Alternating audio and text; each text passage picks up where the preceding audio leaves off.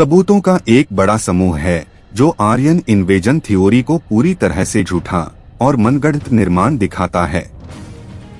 वास्तव में नस्लीय रूप से प्रेरित ब्रिटिश कॉलोनियल एंटरप्राइज की कल्पना से थोड़ा अधिक है। इस बदनाम सिद्धांत को बढ़ावा देकर अमेरिकी स्कूलों ने एक नकारात्मक चित्रण के लिए सनातन संस्कृति और सभ्यता को प्रभावी ढंग से अलग कर दिया और इसके अनुयायियों भारतीय मूल के छात्रों को सनातन धर्म का उपहास करने और सूक्ष्म रूप से चित्रित करने के लिए एक्सपोज किया। तो दोस्तों, आज के इस वीडियो में हम आर्यन इन्वेजन थ्योरी के बारे में बात करेंगे। कैसे ब्रिटिशर द्वारा यह थ्योरी भारत के ऊपर गढ़ा गया, यह कैसे अस्तित्व में आया और यह नए साइंटिफिक एविडेंस के लिए क्यों खड़ा नहीं हुआ और इस क्यों स्कूल करिकुलम से हटा देना चाहिए। तो दोस्तों, आज के इस इतिहास को हम इस वीडियो में गहराई के साथ जानेंगे। तो वीडियो को आरंभ करते हैं।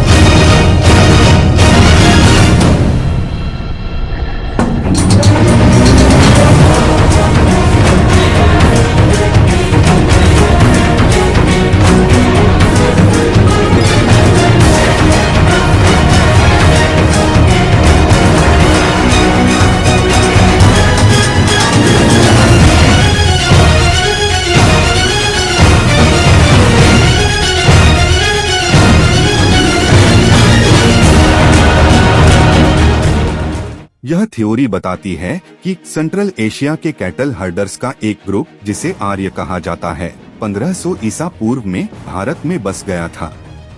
यह थ्योरी बताती है कि स्वदेशी लोगों पर एक कठोर जाति संरचना सहित अपने सामाजिक रीति रिवाजों को लागू करने में सफल रहे। यदि शिक्षा का उद्देश्य धार्मिक और सांस्कृतिक विविधता को बढ़ावा देना है, किसी की विरासत में गर्व की भावना पैदा करना, पूर्वाग्रह की जड़ों को खत्म करना और आत्ममूल्य की भावना विकसित करना है, तो सनातन धर्म और भारतीय समाज के बारे में वर्तमान शिक्षण पद्धति अकेले विफल होती जा रही है अपने मिशन में। इसके विपरीत यह प्रभावी रूप से हिंदू धर्म को अलग करता है, इसके अनुयायियों भारतीय मूल के छात्रों को उपहास करने और सनातन धर्म को नीचा दिखाने के लिए उजागर करता है।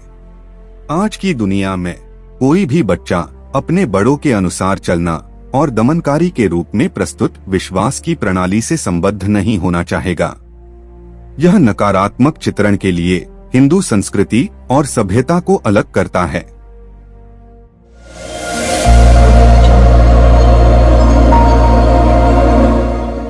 एटीन्थ सेंचुरी के बीच में ब्रिटिश ईस्ट इंडिया कंपनी ने भारत के बड़े हिस्से पर पॉलिटिकल कंट्रोल हासिल कर लिया था। भारतीय लोगों के लिंग्विस्टिक्स, कल्चरल और एथनोलॉजिकल रिलेटेड स्टडी करने के लिए प्रोग्राम्स शुरू किए। 1780 के दशक में विलियम जोन्स, एक ब्रिटिश फिलोलॉजिस्ट और ईस्ट इंडिया कंपनी के हाई कोर्ट के जज ने संस्कृत, जो भारत की प्राचीन शास्त्र भाषा है, और ग्रीक, लैटिन और कई अन्य यूरोपीय भाषाओं के बीच उल्लेखनीय समानताएं खोजी। 1786 में जोन्स ने इन भाषाओं की एक सामान्य उत्पत्ति की घोषणा करते हुए अपने रिजल्ट्स पब्लिश किए। इसने भारत से बाहर आर्यन इन्वेजन थ्योरी की अटकलों को जन्म दिया, जिसने माना कि यूरोपीय भारत में एक एडवांस सिविलाइजेशन से आए थे। यह करने का मकसद उन्हों का सिर्फ यही था कि भारत के लोगों को उनकी एडवांस सिविलाइजेशन और महान कल्चर को जड़ों से मिटा देना था, ताकि भारत पर अपना कब्जा जमा सके। जोन्स के पब्लिकेशन के अनुसार संस्कृत भाषा और ग्रंथ यूरोपीय स्कॉलर्स के बीच एक प्रमुख अध्ययन क्षेत्र बन गए।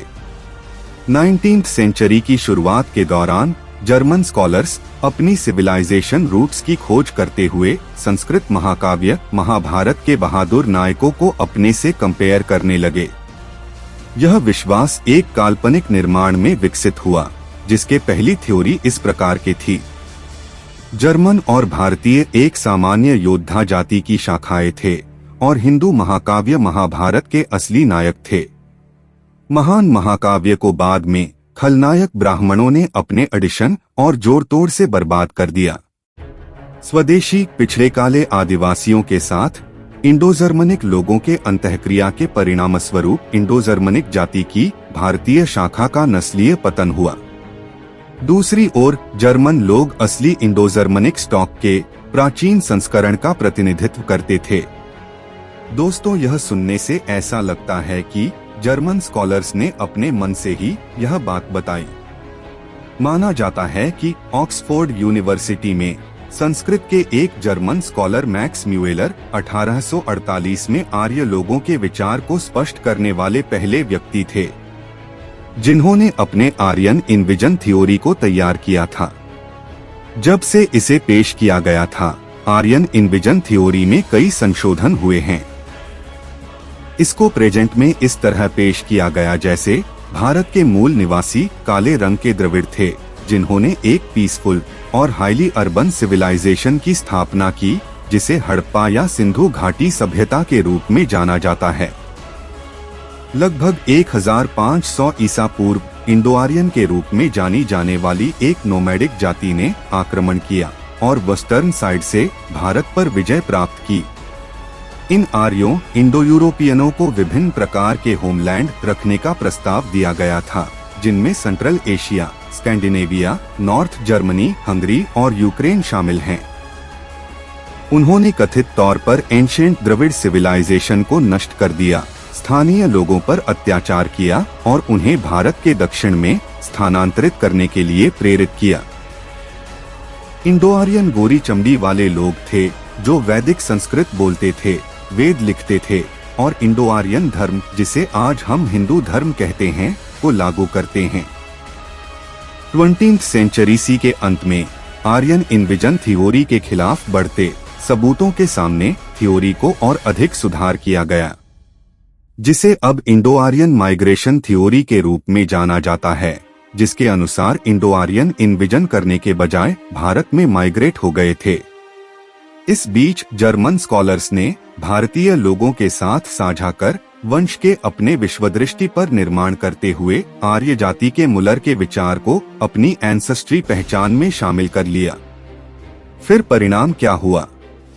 परिणाम यह हुआ कि आर्यन इनविजन थ्योरी को 20वीं सेंचुरी सी के दशक में एक बदसूरत मोड़ ले लिया था, जब एडोल्फ हिटलर ने इसे अपनाया और यहूदी लोगों के खिलाफ इसे हथियार बनाया। मुलर के विचारों से प्रेरित होकर the director of ethnography and census in the British colonial government के निदेशक हर्बर्ट रिस्ले ने एक nasal index measurement tool develop किया। यह नेजल इंडेक्स फ्रेनोलॉजी की तरह भारतीय समुदायों के फीचर्स को क्लासिफाई करने के लिए जाति शब्द को एक इम्पोर्टेंट हथियार बनाया गया। भारत के 1871 के जनगणना सर्वेक्षण के दौरान जाति शब्द पुर्तगाली शब्द कास्टा का अंग्रेजी अनुवाद है। इस शब्द का पहली बार इंडियन सोसाइटी को एक्सप्लेन करने के लिए उपयोग किया गया था। इस प्रकार एक वर्ण जाति ढांचे के आधार पर प्रेजेंट में सोशल स्ट्रक्चर को ओवरले और तोड़मरोड़ किया गया।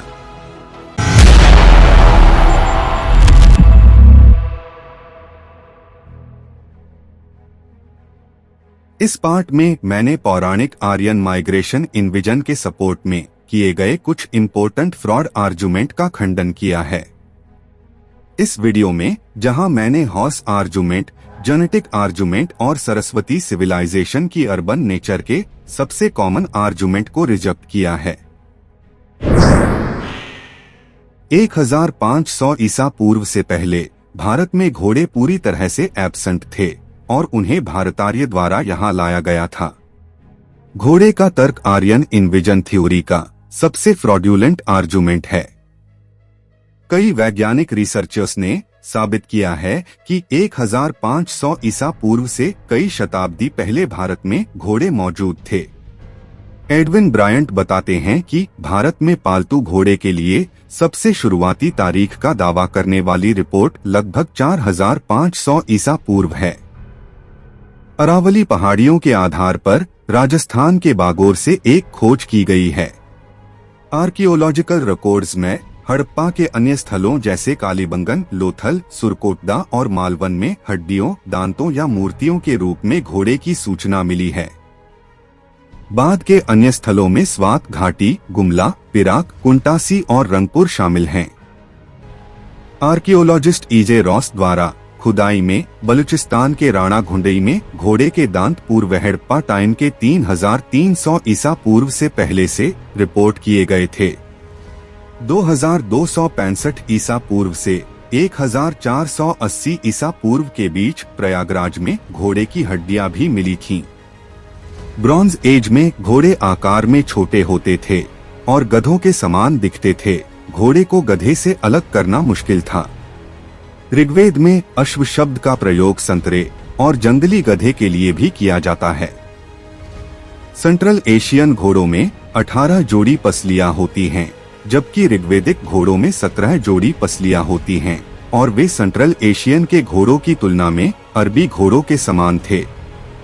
Memories of the archaeological survey of India number 87 के पेज नंबर 382 में लिखा है कि 1500 बीसी में लोथल में घोड़े की टेराकोटा मूर्ति मिली है।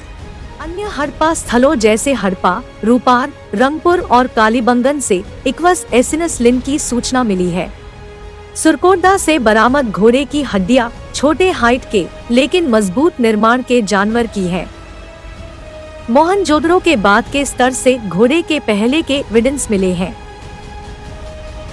हड़प्पा की खोज पहले विवादित थी, लेकिन बाद में भोलानाथ ने हड़प्पा से असंसाधित संग्रह से घोड़े इक्वस कैबेलस लिन के अवशेषों की सूचना दी, जहां उन्होंने असली घोड़े से संबंधित दांतों और अंगों की हड्डियों के साथ खंडित अनिवार्यता पाई। उन्होंने रूपर और लोथल में हड़प्पा संस्कृति के अंतिम काल से घोड़े की उपस्थिति की भी सूचना दी थी। बाद में सुरकोटदा से घोड़े की खोज की घोषणा के बाद कालीबंगन से भी इसकी सूचना मिली है।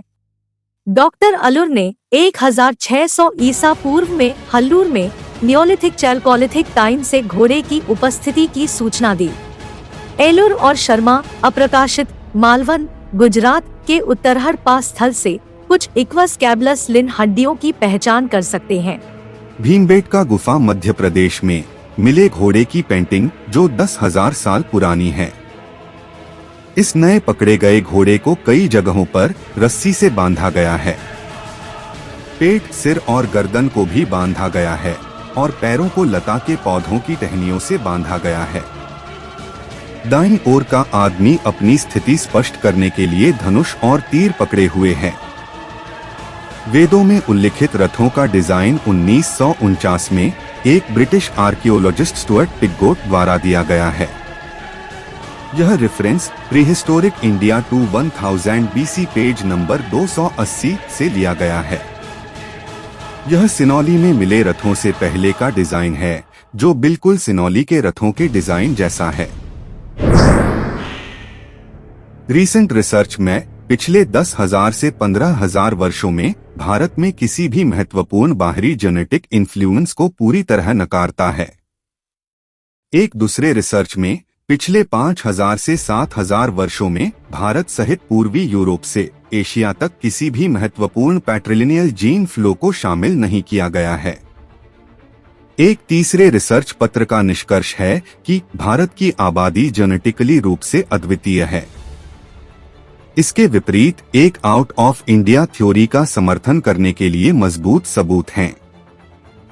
प्रोफेसर बलराम सिंह ने अपनी किताब ओरिजिन ऑफ इंडियन सिविलाइजेशन में कहा है कि OM17 नामक एक जेनेटिक मार्कर भारत के आसपास के क्षेत्रों में बहुत आम है। भारत में इस मार्कर की कई विविधताएं पाई जा सकती हैं, लेकिन यह जेनेटिक मार्कर यूरोपीय लोगों में बहुत दुर्लभ है।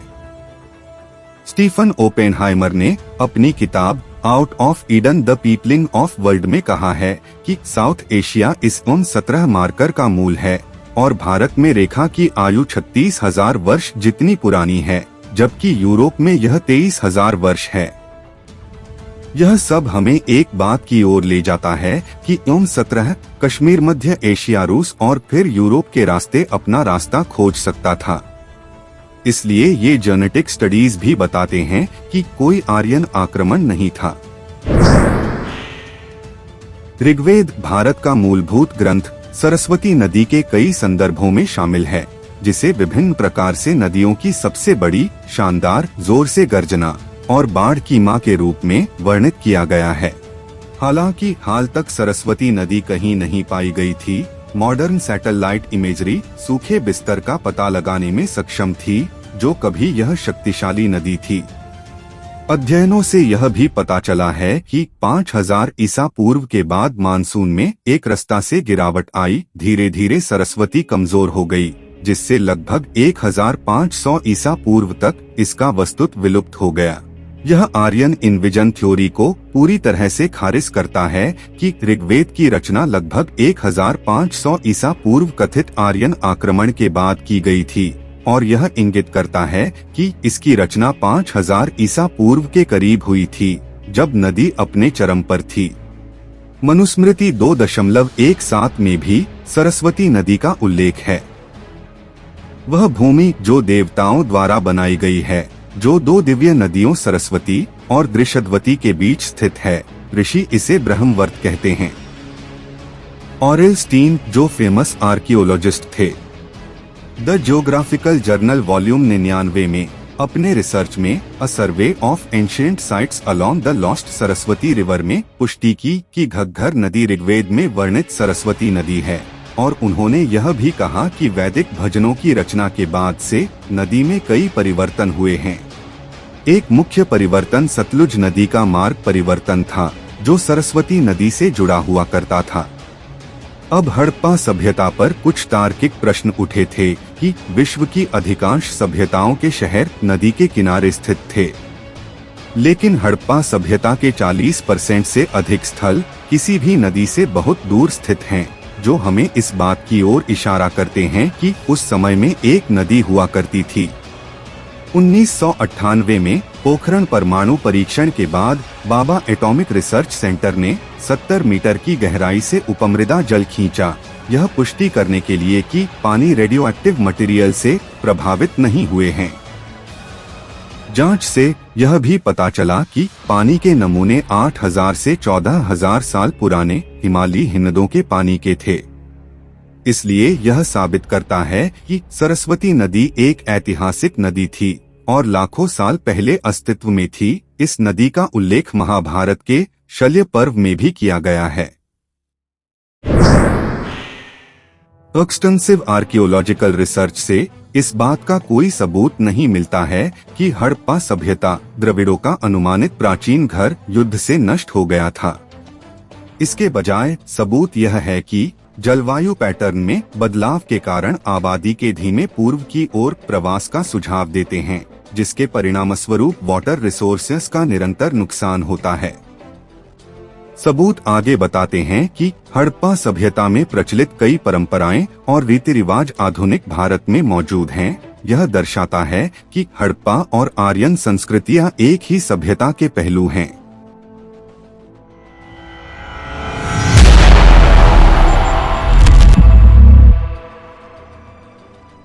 आर्यन इन्विजन थ्योरी अपने भारतीय ओरिजिन्स को नकारते हुए अन्यत्र के आक्रमणकारियों को भारतीय संस्कृति का श्रेय देता है। इसने सुझाव दिया कि भारतीय संस्कृति अपने आप में एक संस्कृति नहीं है, बल्कि अन्य संस्कृतियों का देन है। तात्पर्य यह है कि हिंदू धर्म प्रामाणिक रूप से भारतीय धर्म न होकर सांस्कृतिक साम्राज्यवाद का परिणाम था। इसने सुझाव दिया कि भारतीय संस्कृति स्थिर थी और केवल बाहरी प्रभावों के तहत बदली गई थी। इसका तात्पर्य यह है कि स्वदेशी लोग अपने विश्वास को रचनात्मक रूप से विकसित करने में असमर्थ थे और केवल आक्रमण या अन्य प्रक्रियाओं द्वारा अन्य जातियों से नए विचार प्राप्त कर सकते थे।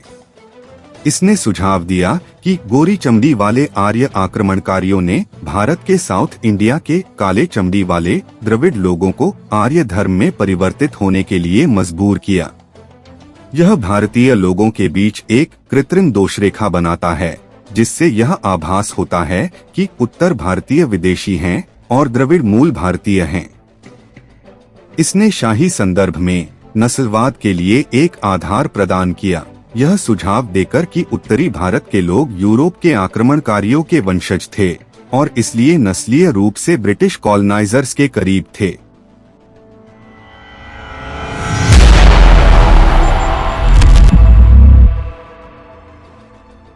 यह संपूर्ण Aryan invasion theory Max Muller द्वारा दिया गया था ताकि हिंदुओं में अपने ही धर्म ग्रंथों के प्रति अविश्वास पैदा किया जा सके कि वे उन पर शासन कर सकते हैं, जिसे उन्होंने अपने पत्र में स्वीकार किया।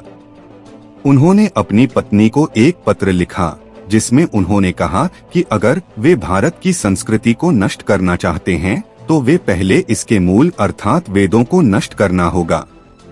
मुलर ने भारत के सेक्रेटरी को एक पत्र लिखा जिसमें उन्होंने कहा कि भारत को फिर से जीतना चाहिए शिक्षा के माध्यम से। यह पत्र life and letters of Friedrich Max Muller में पब्लिश्ड हुआ था। उन्होंने खुद स्वीकार किया कि उनके द्वारा दी गई तारीख वेदों के बारे में सिर्फ एक धारणा थी और वह वेदों की सही तिथि निर्धारित नहीं कर सकते।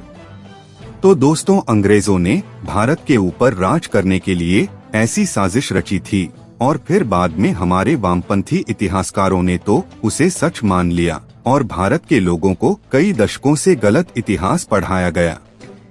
दोस्तों, अब समय आ गया है कि अपने असली इतिहास को जानो और पढ़ो। आशा करता हूं कि आपको यह वीडियो अच्छी लगी होगी। इस वीडियो को लाइक करना ना भूलना और अगर आप नए हैं तो इस चैनल को सब्सक्राइब जरूर करिएगा। मिलते हैं अगले वीडियो में। धन्यवाद।